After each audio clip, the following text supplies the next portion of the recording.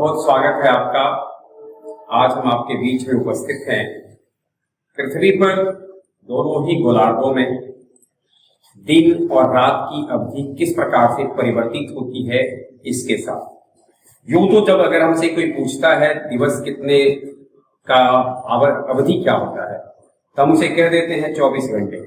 लेकिन इस 24 घंटे की अवधि को भी अगर हम बांटे दिन और रात में तो 12-12 घंटे दिन के हिस्से, 12 घंटे रात के हिस्से।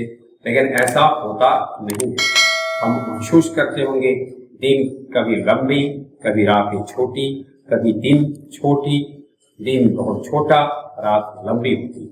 तो हम इसी के ऊपर आज आप जानकारी साझा करेंगे।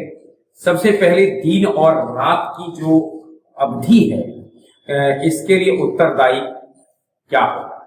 यह पृथ्वी और सूर्य के बीच की जो आपेक्षिक दशा है, पृथ्वी और सूर्य की जो सापेक्षिक स्थिति होती है, इससे दिन की अवधि लंबी, रात की अवधि लंबी, या दिन की अवधि छोटी या रात की अवधि छोटी। थोड़ा सा हम इस पर विचार करते हैं। पृथ्वी पर जो दो रेखाएं जिसे हम लोग जानते ही होंगे, ये दोनों यूं तो काल्पनिक रेखाएं हैं, काल्पनिक वृत्त है। ध्रुव के समानांतर खींचे गए वृत्त को अक्षांश वृत्त कहते और ध्रुव को मिलाने वाले वृत्त को देशांतर वृत्त कहते हैं। तो अक्षांश वृत्त जो पृथ्वी को लगभग बीचों बीच दो पार्ट में बांट दे उसे हम लोग कहते हैं विषुवत रेखा या विषुवत वृत्त।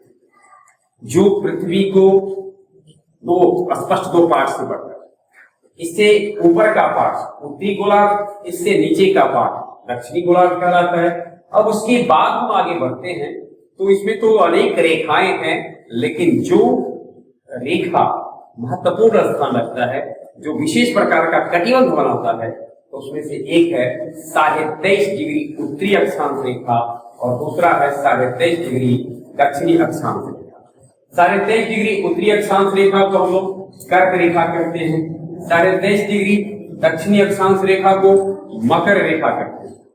कर्क रेखा, मकर रेखा, इस प्रकार से हम देखते हैं।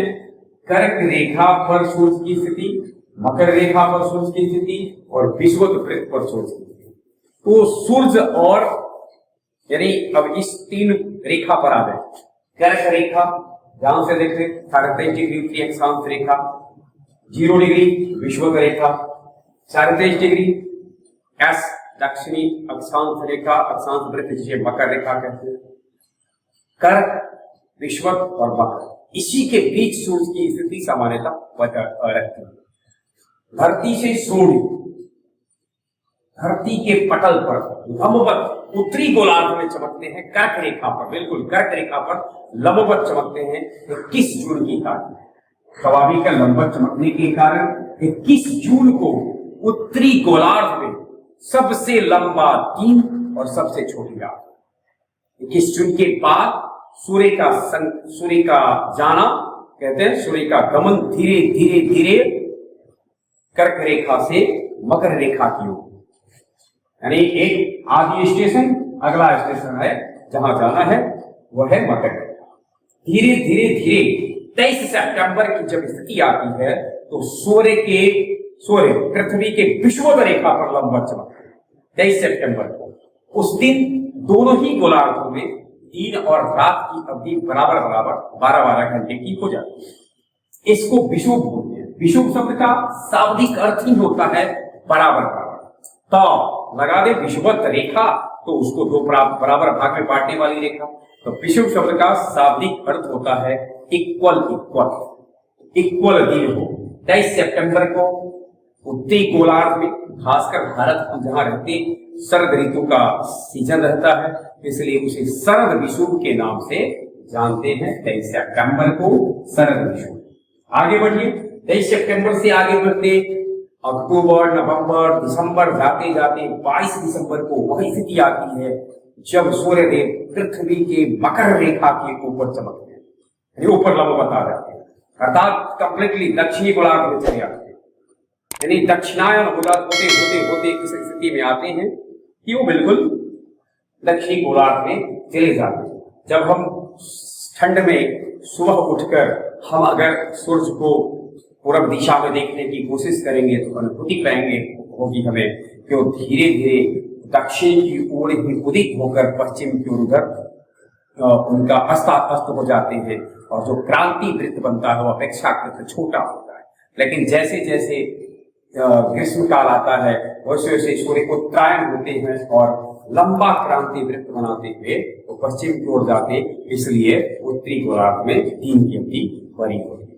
इसको ध्यान में रखना है। दक्षिणायन हो चुके हैं, 22 दिसंबर को जितना दक्षिण जाना होता है चले जाते हैं, अर्थात 22 दिसंबर को दक्षिणी गोलार्ध का सबसे बड़ा दिन और सबसे छोटी रात होती है।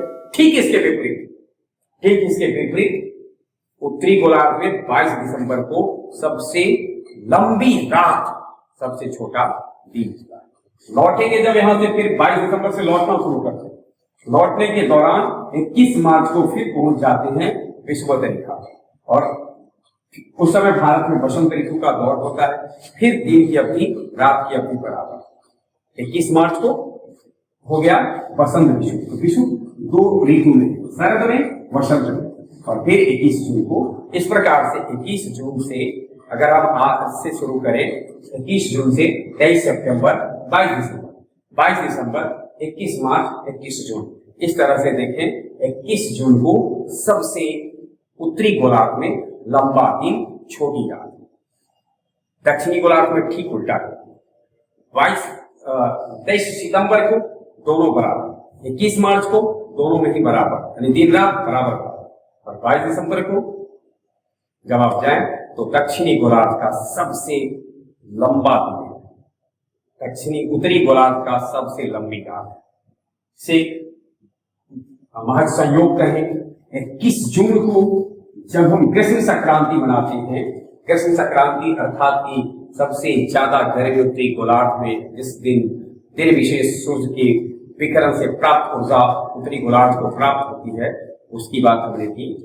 उस दिन 21 जून को कृष्ण संक्रांति सबसे लंबा दिन उत्तरी गोलार्ध का एक संयोग कहेंगे, अंतर्राष्ट्रीय योग दिवस के रूप में भी हम इसे जानते हैं। और एक और बात है, विश्व संगीत दिवस, वर्ल्ड म्यूजिक डे। इस तरह से हम इसे यह भी ध्यान में रखें, योग, विश्व का योग और संगीत दोनों दिवस भी इस दिन मनाया जाता है। और 22 दिसंबर भारत के लिहाज से विशेष रूप से अर्थ रखता है, जब हम राष्ट्रीय गणित दिवस के रूप में इसे मनाते हैं। तो थोड़ा सा हम और जानकारी को करते हैं, अर्थात ये 3 दिन 4 तारीख हमें ध्यान में रखना है विशेषतः। 21 जून, 23 सितंबर, 22 दिसंबर, 21 मार्च। इसमें 21 मार्च और 23 सितंबर बराबर। 21 जून उत्तरी गोलार्ध के लिए अगर आप हैं, उत्तरी गोलार्ध के लिए याद रखिए लंबा दिन, छोटी रात। 22 दिसंबर छोटी रात, लंबा दिन। गोलार्ध परिवर्तन, स्थिति बदल जाए। थोड़ी सी चर्चा हम एक और कर ले। कर्क रेखा भारत के लिए विशेष अर्थ रखता है, क्योंकि भारत के लगभग बीचों बीच से यह गुजरती है और भारत को 2 भाग में लगभग बांटती है। सवाल पूछते रहते हैं, कर्क रेखा भारत के कितने राज्यों से होकर गुजरती है, ये भी थोड़ा सा हम लोग ध्यान में रखें। कर्क रेखा भारत के 8 राज्यों से होकर गुजरती है और गुजरात में प्रवेश कर उधर त्रिपुरा, मिजोरम के सीमावर्ती क्षेत्र से निकल जाती है। इस प्रकार से वो 8 राज्य, गुजरात, राजस्थान, मध्य प्रदेश, छत्तीसगढ़, उड़ीसा, झारखंड, मिजोरम, त्रिपुरा से होकर गुजरते चले जाते हैं। तो ये था कर्क रेखा से जुड़ी बातें। इसके बाद कुछ चर्चा हम इसकी भी करें। पृथ्वी सूर्य के करीब कब, सूर्य से दूर कब। पृथ्वी का जो पक्ष सूर्य के चारों तरफ है वह दीर्घवृत्तीय पथ है। अपने दीर्घवृत्तीय पथ पर सूर्य को फोकस में रखकर पृथ्वी घूमती रहती है। इस घूमने के दौरान वह सबसे लंबी दूरी पर रहती है, 4 जुलाई। 4 जुलाई को सबसे लंबी दूरी अपसौर की स्थिति, सूर्य से सबसे ज्यादा अपसौर, उप समीप। 3 जनवरी को सबसे समीप, इसलिए इसे कहते हैं उप मतलब समीप हो सौर के, उपसौर, दूर हो सौर के, अपसौर, 4 जुलाई। अब सवाल है, 4 जुलाई को सूर्य से पृथ्वी की दूरी अधिक होती है, अधिकतम दूरी पर है, फिर भी गर्मी है, तो इसका कारण हम उत्तरी गोलार्ध में हैं। इस समय सूर्य लंबवत चमकते रहते हैं, उत्तरी गोलार्ध में, इस लिहाज से कर्क रेखा या उसके इर्द गिर्द चमकते रहते हैं, इस लिहाज से उत्तरी गोलार्ध में गर्मी रहती है, लेकिन दक्षिणी गोलार्ध में ऐसी स्थिति नहीं होती होगी। तो ये था सूर्य के पृथ्वी के साथ जो सापेक्षिक स्थिति है, इससे सूर्य का समीप होना, दूर जाना, सूर्य के समीप होने से दिन की अवधि का के ऊपर क्या प्रभाव पड़ता है, कर्क रेखा पर होने से क्या प्रभाव पड़ता है, मकर रेखा पर होने से क्या प्रभाव पड़ता है, विषुवत रेखा पर होने से क्या प्रभाव पड़ता है, सूर्य के और पृथ्वी की अपेक्षिक गतियों के साथ हम बाद में उपस्थित होंगे। एक बार फिर से समीक्षा करें, मतलब ध्यान में रखें हम 21 जून उत्तरी गोलार्ध का सबसे लंबा दिन, सबसे छोटी रात, दक्षिणी गोलार्ध में उलट दीजिएगा।